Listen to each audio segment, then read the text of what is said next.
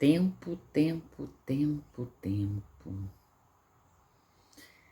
Tem um trechinho do Shakespeare que diz o seguinte: o tempo é muito lento para os que esperam, muito rápido para os que têm medo, muito longo para os que lamentam, muito curto para os que festejam, mas para os que amam, o tempo é eterno.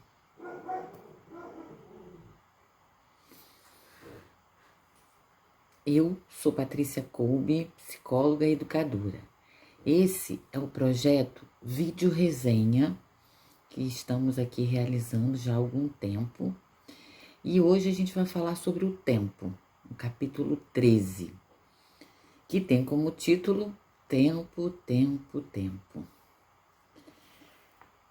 Nesse contexto, do trabalho, que é a proposta desse livro, então Cortella nos diz o seguinte, que o trabalho, na maioria das vezes, ocupa uma parte significativa do nosso tempo. Ele acaba, dessa maneira, se relacionando com outras dimensões da nossa vida. E isso pode gerar um conflito entre o tempo que dedico ao trabalho e a outros interesses que eu também tenho. Somos seres pluridimensionais, agimos em várias frentes, temos diversos interesses e isso às vezes causa essa colisão, vamos dizer assim, entre interesses que temos por nos empenhar em trabalhar, em fazer alguma atividade e que é tão significativa e importante para nós, como também queremos estar com pessoas que amamos, curtir a vida, fazer viagens, enfim. Estamos sempre lidando com dilemas. Há quem paute sua trajetória por decisões sensatas e equilibradas.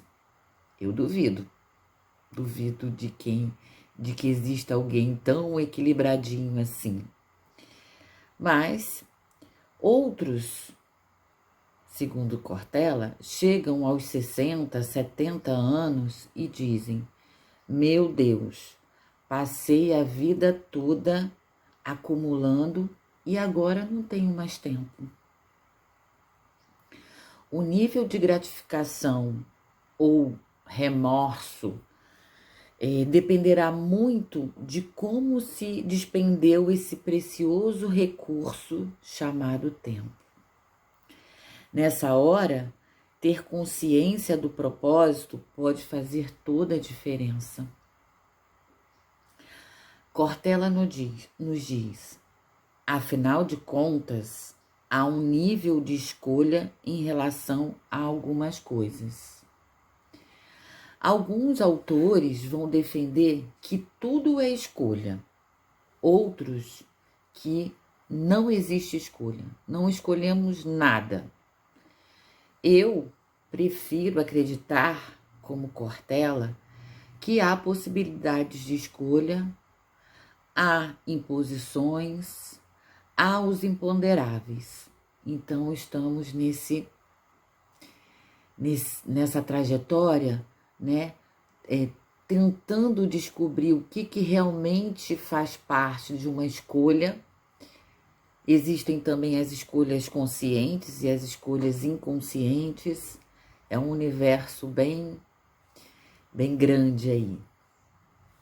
Cortella fala que nunca desperdiçou tempo. Eu, ao contrário, tive meus tropeços. E ainda tenho. Às vezes me pego gastando tempo demais nas redes sociais, ou às vezes com pensamentos que não me levam a lugar nenhum. Enfim, desperdiço tempo. E ele diz, se eu gostaria de passar o dia todo com quem quero, sim. mas há um nível de fastio nessa situação. E ele diz algo que eu achei muito interessante. É preciso produzir saudades nas pessoas. E saudades em nós mesmos, sobretudo, eu acrescentaria. Somos acometidos pela sensação de valorizarmos sempre o que não estamos fazendo. Isso é um fato.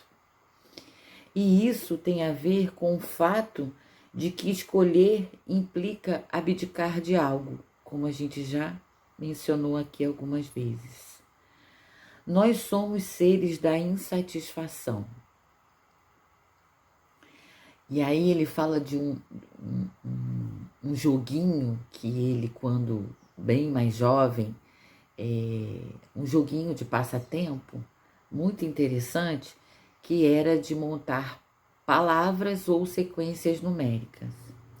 E ele coloca, né, assim, que esse joguinho ele tem um significado muito mais profundo do que, né, olhando para ele sacou, né, que para mover o jogo e fazer uma sequência precisava do espaço vazio, senão não haveria movimento. Muito interessante. O que é o ser humano?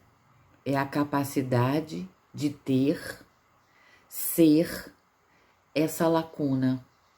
Uma vez preenchida, perdemos a humanidade, desumanizamos. Cortella traz uma citação do filósofo Heidegger, que diz que chama de angústia a sensação de oco. E ele diz: pode até parecer estranho falar de um ser preenchido como nós, tendo sensação de oco. Nós temos tanto, né? E ele traz assim, aquela situação quando você acorda e diz, sei não, ó, hoje eu tô meio coisado, né? Será? O que será? É uma definição muito mais sensorial do que intelectual, do que cognitiva, né? É um sentido. E Cortella nos traz também Nietzsche, brilhante, nos lembrando de uma citação impactante. Você olha para o abismo e o abismo olha de volta para você. E como nós, né, nesse tempo, somos empurrados, estimulados a não sentir esse oco, né? Esse oco, ele é quase insuportável. Ele é o tédio, ele é o vazio, ele é o não saber de nada. Parece que tudo que a gente viveu não faz sentido por algum tempo. Mas esse tempo, por menor que seja, ele às vezes é insuportável. E aí então a gente preenche ele de muitas coisas para não senti-lo, né? Heidegger valorizava essa percepção ao dizer que a angústia é o nada. E o nada é a possibilidade plena. Era nesse ponto que você iria se encontrar. Quando o sujeito tem a sensação do nada, tudo passa a ser possível. Por isso, a escolha se dá a partir da angústia. Os caminhos são fruto de escolhas. Vale lembrar que prioridade é uma palavra sem plural, segundo Cortella. Se você põe um S, deixa de ser prioridade. Fiquei tão reflexiva sobre isso. A prioridade requer exclusividade. Se deu conta de uma, estabelece outra, ou então abandona essa e passa para a outra. E eu fiquei pensando tanto sobre isso, porque eu fiquei pensando que a gente pode ter prioridades em várias dimensões da nossa vida.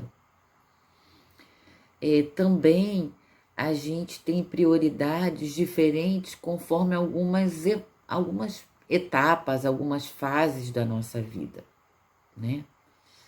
Eu não sei, e vocês? O que vocês acham sobre isso? Sobre prioridade?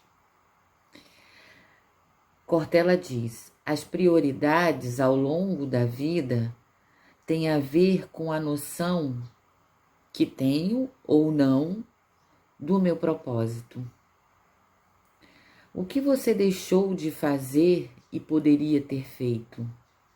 O que escolheu porque pareceu mais cômodo? Desenvolver uma capacidade de autorrevisão, de reflexão, é extremamente relevante para reorientar rotas, para poder fazer desse tempo que ainda temos algo que seja realmente gratificante, relevante e, sobretudo, numa escolha mais consciente de como aproveitar esse recurso tão maravilhoso e tão escasso, né? Nesse sentido de que ele é limitado. Vamos refletir sobre isso? Então, faça seu comentário aqui. Aguardo para a gente fazer esse bate-papo, essa reflexão juntos. Um beijo e até a próxima.